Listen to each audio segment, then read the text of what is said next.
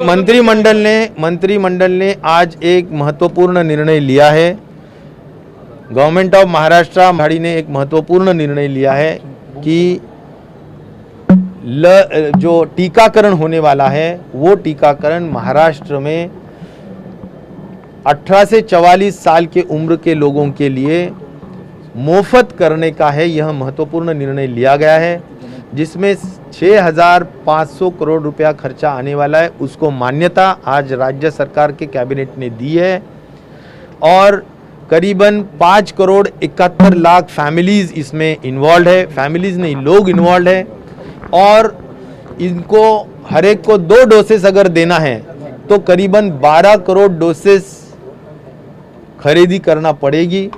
ये 12 करोड़ डोसेस को खरीदी करने का निर्णय राज्य शासन ने दिया है और अभी हमारे पास 2 ही विकल्प है कि कोविशील्ड और कोवैक्सीन। हम दोनों को भी लेटर दिए हैं, एक्सप्रेशन ऑफ इंटरेस्ट दिए हैं। उसमें से कोवैक्सीन का एक रिप्लाई लेटर का आया है जिसमें प्राइस कुछ 600 रुपया उन्होंने रखी है और शेड्यूल दिया है कि हम मई में 10 लाख, जून में 10 लाख और आगे आने वाले महीनों में 20-20 लाख, ऐसा उन्होंने शेड्यूल दिया है। Covishield 1 crore vaccine per month देने के बारे में उन्होंने एक मुख्य चर्चा की है, कोई राइटिंग में उसमें अभी दिया नहीं है। तो हमारे को करीबन 6 महीने में अगर ये वैक्सीनेशन का, टीकाकरण का कार्यक्रम पूरा करना है तो इसको 2 करोड़ वैक्सीन्स या 2 करोड़ टीकाकरण हर महीने में होना जरूरी है। महाराष्ट्र में टीकाकरण करने के लिए करीबन 13,000 सिर्फ पब्लिक हेल्थ डिपार्टमेंट में संस्था उपलब्ध है और इसीलिए बड़े पैमाने पे हम वैक्सीनेशन कर सकते हैं। हमारे पास ह्यूमन रिसोर्स है, हमारे पास कोल्ड चेन है, हमारे पास AEFI की सिस्टम्स उपलब्ध है, जगह उपलब्ध है और डॉक्टर्स भी उपलब्ध है। सवाल सिर्फ है कि हमें जितना क्वांटम में वैक्सीन चाहिए वो हमें नहीं मिल रहा है और इसीलिए इंपोर्ट भी वैक्सीन करना पड़ता है। तो हम करने का निर्णय मंत्रिमंडल ने लिया है।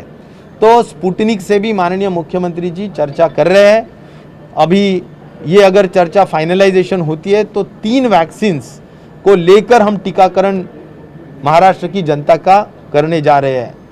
मैं इतना ही कहना चाहूँगा कि जिस तरह हम वैक्सीनेशन का प्रोग्राम आगे करेंगे तो हर सेंटर में भीड़ न हो, इनडिसिप्लिन न हो, सब अनुशासन से काम हो और किसी को भी मानसिक यानी कोई तकलीफ न हो।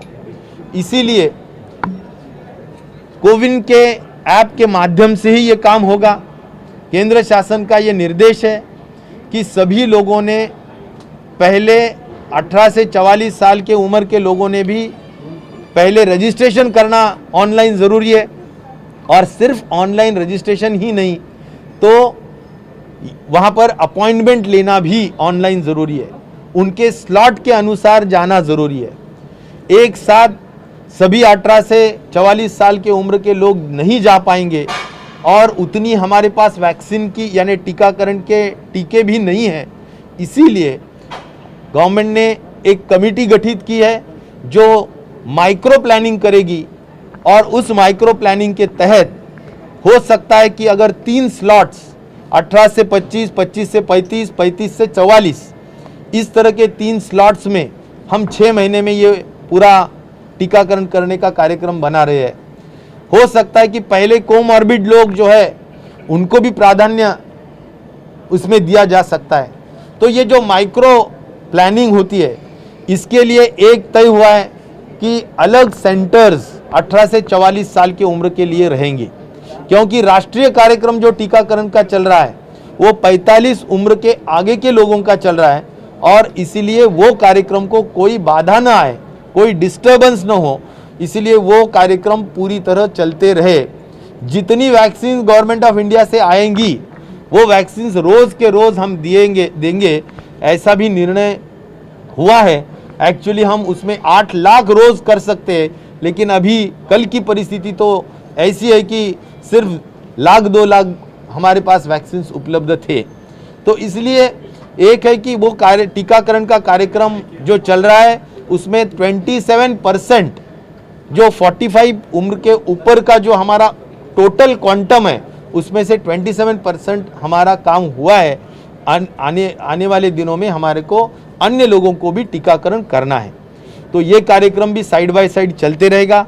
उनके सेंटर्स अलग रहेंगे, इनके सेंटर्स अलग रहेंगे, और एक प्रॉपर रूल्स और एक नियमावली पूरी तैयार की जाएगी, और वो कोर कमेटी का डिसीजन 1-2 दिन में इमीडिएटली लिया जाएगा।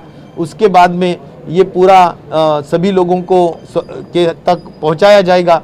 और मुझे सिर्फ एक ही अपील करना है सभी को कि आप अनुशासन से काम कीजिए, कोई भीड़भाड़ वहाँ पर न कीजिए, और ऐसा न हो कि वैक्सीनेशन के सेंटर्स ये कोविड-19 संक्रमण के सेंटर्स बने, ऐसा न हो, ये खबरदारी हम सभी लोगों ने लेने की जरूरत है।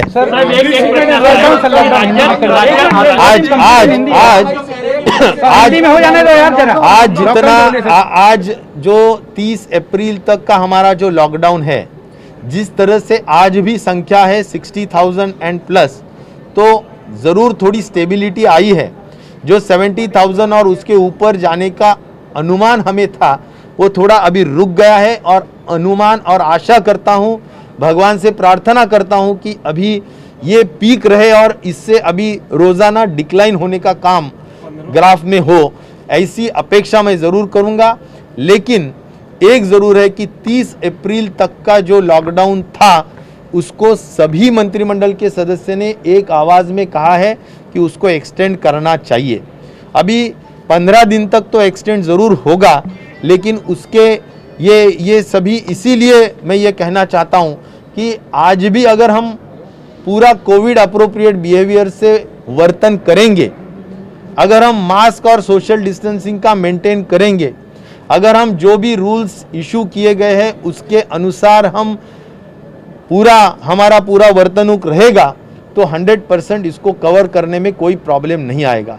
क्योंकि अभी मुफ्त लसीकरण के माध्यम से, एग्रेसिव लसीकरण के माध्यम से हम पूरे महाराष्ट्र में जल्द से जल्द वैक्सीनेशन के तहत हर्ड इम्यूनिटी लाना चाहते हैं, जिससे हम हमारी पूरी आवाम जो है, पूरी जनता जो है, उसको हम सुरक्षित रखने का हमारा नियोजन है।